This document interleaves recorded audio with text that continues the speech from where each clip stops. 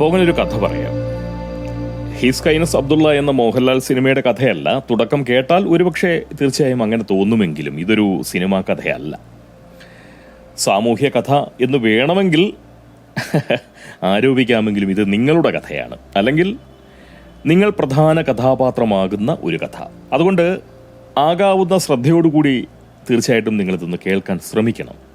നിങ്ങളിത് മനസ്സിലാക്കണം എന്നൊരാഗ്രഹം തീർച്ചയായിട്ടും പോകൻ്റെ മനസ്സിലുണ്ട്. ഇങ്ങനെയൊക്കെ അല്ലാതെ പോകന് പറയാനും അറിയില്ല. അതുകൊണ്ട് ഒരുപക്ഷെ ഇത് ശിക്ഷയായി അനുഭവിക്കേണ്ടി വന്നാൽ പോലും ഒരല്പസമയം പോകനെ ഒന്ന് കേൾക്കാൻ, ഈ കഥയൊന്ന് കേൾക്കാൻ, നിങ്ങളുടെ ഈ കഥ നിങ്ങളൊന്ന് കേൾക്കാനുള്ള ഒരു മനസ്സ് കാണിക്കണം. ശരി, പോകനിനി നിങ്ങളുടെ കഥ പറയാം.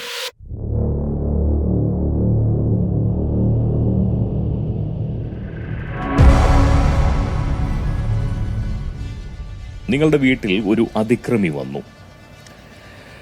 കുടുംബാംഗങ്ങളെയെല്ലാം മൊത്തമായി ഉന്മൂലനം ചെയ്യണം. നിങ്ങളുടെ വീടും പുരയിടവും തൻ്റെ ബോസിന് പോക്കുവരവ് ചെയ്തു കൊടുക്കണം. അതിനുള്ള കൊട്ടേഷനും എടുത്താണ് അതിക്രമി വന്നിരിക്കുന്നത്. തൻ്റെ ജനനം പോലും ഈ കൊട്ടേഷൻ എടുക്കാൻ വേണ്ടി മാത്രമാണെന്ന വിശ്വാസമാണ് അതിക്രമി വെച്ച് പുലർത്തിക്കൊണ്ടിരിക്കുന്നത്. പക്ഷേ വന്നതൊരു അതിക്രമിയാണെന്ന് ഒട്ടും തന്നെ നിങ്ങൾക്ക് മനസ്സിലാവുന്നില്ല. സ്വാഭാവികം. അയാളുടെ ഉദ്ദേശം അല്ലെങ്കിൽ മനസ്സിലിരിപ്പ് നിങ്ങൾക്കറിയാൻ കഴിയുന്നില്ല. കാരണം അയാൾ വളരെ സൗമ്യഭാവിയാണ്, മാന്യമായി പെരുമാറുന്നവനാണ്, ആകർഷകമായിട്ടുള്ള വ്യക്തിത്വം പേറുന്നവനാണ്, സഹകരണ ബുദ്ധിയും സാഹോദര്യഭാവവും പ്രകടിപ്പിക്കാൻ അറിയുന്നവനാണ്. അതുകൊണ്ടൊക്കെ തന്നെ വളരെ വേഗം നിങ്ങളുടെ മതിപ്പിന് ഇരപ്പെടാൻ അയാൾക്ക് സാധിക്കുകയും ചെയ്തു. ഭാരതീയ വീക്ഷണങ്ങളോട് മതിപ്പുള്ള നിങ്ങൾ അതിഥി ദേവോ ഭവ എന്ന സമ്പ്രദായത്തിൽ വകകൊള്ളിച്ച് ആ അതിക്രമിയെ ഉത്തമനായ ഒരു അതിഥി എന്ന നിലയിൽ നിങ്ങൾ നേരിടുകയാണ്. അതിഥികളെ പാർപ്പിക്കാൻ ഉന്നമിട്ട് തയ്യാറാക്കിയ മുറിയിലേക്ക് നിങ്ങൾ ആ അതിക്രമിയെ ആദരവോടുകൂടി, വളരെ ആദരവോടുകൂടി ആനയിച്ചു. അതിഥിയെ ദേവനായി കാണണമെന്ന ബോധ്യമുള്ളതിനാൽ ഭഗവാനെ ശ്രീകോവിലിൽ പ്രതിഷ്ഠിക്കുന്ന മട്ടിലും മാതിരിയിലുമൊക്കെയാണ് നിങ്ങളുടെ അതിഥി പൂജ. എന്തായാലും അതിക്രമി നിങ്ങളിൽ തീർത്തും സംപ്രീതനായി. എന്നെപ്പോലെ ഇത്രയും മനുഷ്യപ്പറ്റില്ലാത്ത ഒരു ഹീനനെ തിരിച്ചറിയാനുള്ള സൈദ്ധാന്തിക ത്രാണി പോലും ഇല്ലാത്ത ഈ ഊളയെ ക്ഷണത്തിൽ ഉന്മൂലനം ചെയ്ത് അത്രയെങ്കിലും ഭാരം ഭൂമിക്കങ്ങ് കുറച്ചു കൊടുത്താലോ? അങ്ങനെ ഒരു ചിന്ത, അല്ലെങ്കിൽ അത്തരമൊരു കൊതി അതിക്രമിയുടെ ഉള്ളിൽ ഉണർത്തുന്ന വിധത്തിലായിരുന്നു അയാൾക്കുള്ള നിങ്ങളുടെ സൽക്കാര പൂജ. എന്നാൽ ക്ഷിപ്ര കൊലയ്ക്ക് പറ്റുന്ന ചുറ്റുപാടായിരുന്നില്ല നിങ്ങളുടെ വീട്ടിലുള്ളതെന്ന് അതിക്രമി മനസ്സിലാക്കി. അതിനാൽ ആ അതിക്രമി അയാളുടെ ഇരയായ നിങ്ങളുടെ ആതിഥ്യം ആസ്വദിച്ചും അനുകൂലമായിട്ടുള്ള സാഹചര്യം കാത്തും സുഖിച്ചങ്ങ് കഴിഞ്ഞു.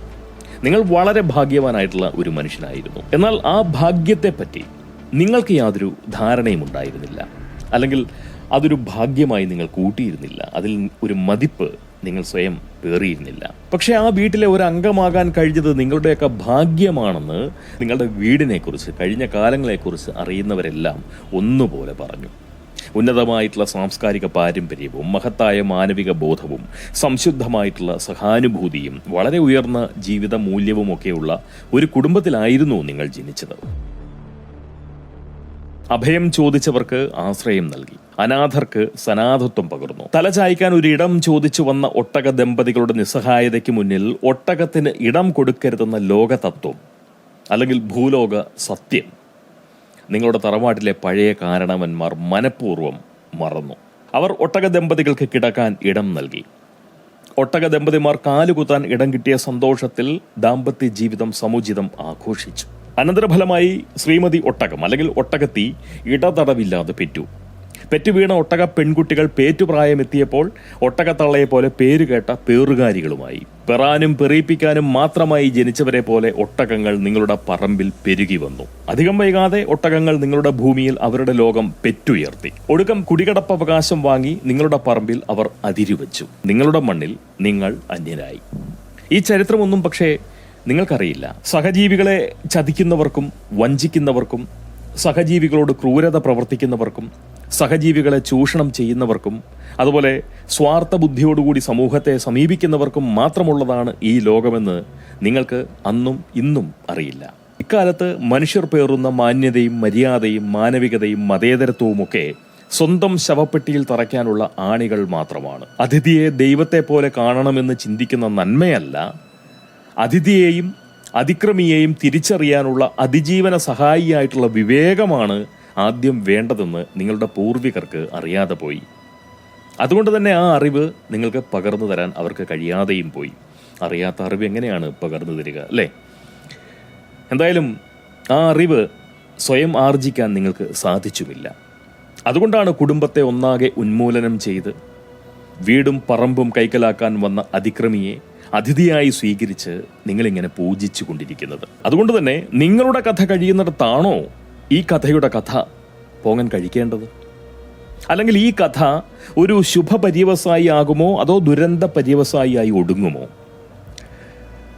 പറയുന്നത് വെറുമൊരു കഥ മാത്രമായിരുന്നുവെങ്കിൽ കാന്തികന്റെ സർഗസിദ്ധി കൊണ്ട് പോംവഴി തേടാമായിരുന്നു. തീർച്ചയായിട്ടും പോംവഴി തേടാമായിരുന്നു. പക്ഷേ ഇത് പോങ്ങൻ സൃഷ്ടിക്കുന്ന ഒരു കഥയല്ല, പകരം നിങ്ങൾ ജീവിക്കുന്ന ജീവിതമാണ്. അതുകൊണ്ട് തന്നെ നിങ്ങളുടെ ജീവിത കഥയുടെ പരമകാഷ്ഠ നിശ്ചയിക്കുന്നത് നിങ്ങളുടെ കർമ്മമാണ്. ഈ കാഥികന് പറയാൻ കഴിയുന്നത് ഒരേ ഒരു കാര്യം മാത്രം: അതിഥിയായി കണ്ട് നിങ്ങൾ പൂജിക്കുന്ന അതിക്രമിയുടെ ഇനി വരാനിരിക്കുന്ന നീക്കങ്ങൾ. ആ നീക്കങ്ങൾ പോകാൻ പറയാം. അതിക്രമിയുടെ ഉന്മൂലന ത്വരയിൽ നിന്ന് രക്ഷപ്പെടാനുള്ള ഒരു ഉപായം നിങ്ങൾക്ക് അതിൽ നിന്നും ഒരു പക്ഷേ ലഭിച്ചേക്കും. അല്ലെങ്കിൽ ആ ഉപായം കണ്ടെത്താനുള്ള ബുദ്ധിയാണ് നിങ്ങളുടെ വംശത്തിന്റെ നിലനിൽപ്പിനും അല്ലെങ്കിൽ സ്വന്തം ആയുർദൈർഘ്യത്തിന്റെ ബലത്തിനും സഹായമാകുക. പോകൻ പറഞ്ഞല്ലോ, അനുകൂലമായ സാഹചര്യം വരുന്നതുവരെ നിങ്ങൾക്കൊപ്പം ആ അതിക്രമി അതിഥിയായി തുടരും. സ്വന്തം ഉന്മൂലന ദാഹത്തെ മറച്ചു പിടിച്ചുകൊണ്ട് അതിക്രമി വ്യാജ മാനവിക ബുദ്ധിയോടുകൂടി നിങ്ങളോട് പെരുമാറും. സഹജീവി സ്നേഹത്തോടെയും സാഹോദര്യഭാവത്തോടെയും നിങ്ങളോട് പെരുമാറേണ്ടി വരുന്നതിൽ തന്റെ ബോസിനോട് മനസാൽ മാപ്പിരുന്നുകൊണ്ട് നിങ്ങളെ അയാൾ ആശ്ലേഷിക്കും. നിങ്ങൾക്ക് നേരെ ആയുധമെടുക്കാൻ അയാൾക്ക് തടസ്സമാവുന്നത് ഒരൊറ്റ കാര്യമാണ്. നേരത്തെ പറഞ്ഞ ആ കാര്യം: സാഹചര്യം തീരെ അനുകൂലമല്ല എന്ന കാര്യം. നിങ്ങളുടേത് വലിയൊരു കൂട്ടുകുടുംബമാണ്. പല പ്രായത്തിലും വളരെ വ്യത്യസ്തമായിട്ടുള്ള സ്വഭാവത്തിലുമൊക്കെയുള്ള ആളുകൾ ആ തറവാട്ടിൽ പാർക്കുന്നുണ്ട്. അതിബുദ്ധിമാന്മാരും ഉഗ്രവിഡ്ഢികളും അവിടെയുണ്ട്. ഉന്നത വിദ്യാഭ്യാസമുള്ളവരും ഉയർന്ന വിവരക്കേട് സ്വന്തമാക്കിയവരും തീർച്ചയായിട്ടും അവിടെയുണ്ട്. പാരമ്പര്യവാദികളും പരിഷ്കൃത ബുദ്ധരുമുണ്ട്.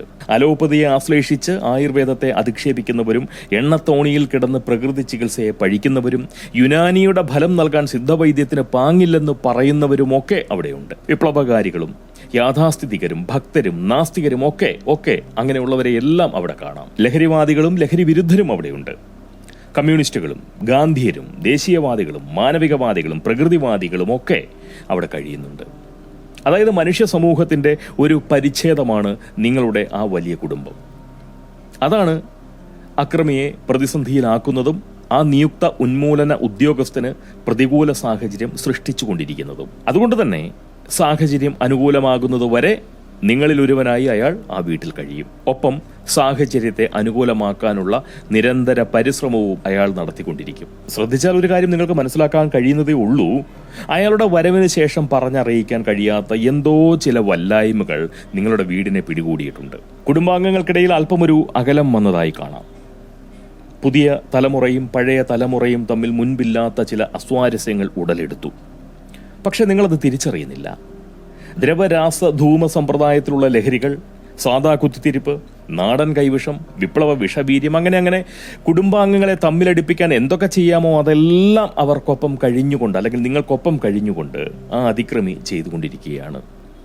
നിങ്ങൾക്കിപ്പോഴും ആ അതിക്രമിയെ സംശയമില്ല. അതുകൊണ്ട് തന്നെ അതിഥി പൂജയ്ക്ക് കുറവുമില്ല. അതിക്രമി കരുത്താർജിക്കുകയും കുടുംബാംഗങ്ങൾ തമ്മിലടിച്ച് ദുർബലരാവുകയും ചെയ്യുന്ന ഘട്ടത്തിലാണ് ഈ കഥ ഇപ്പോൾ വന്നു നിൽക്കുന്നത്. വൈകാതെ കഥ കഴിയും. കുടുംബാംഗങ്ങൾ അതിക്രമിയെ തിരിച്ചറിയുമോ? അതോ ആ വലിയ കുടുംബത്തെ ഒന്നാകെ നിലംപരിശാക്കിക്കൊണ്ട് ആ ഭൂമി തന്റെ ബോസിന്റെ പേരിൽ പോക്കുവരവ് ചെയ്തു കൊടുത്ത് സ്വന്തം ജന്മലക്ഷ്യം ആ അതിക്രമി നിറവേറ്റുമോ? അപൂർണമായിട്ടുള്ള ഈ കഥയിൽ പോലും വാസ്തവത്തിൽ ഒരു ഗുണപാഠമുണ്ട്. അതിഥിയെയും അതിക്രമിയെയും തിരിച്ചറിയാനുള്ള വിവേകമാണ് ഈ ഭൂമിയിൽ അതിജീവിക്കാൻ മനുഷ്യർക്ക് വേണ്ട അടിസ്ഥാന യോഗ്യത. അതാണ് ഈ അപൂർണ കഥയുടെ ഗുണപാഠം.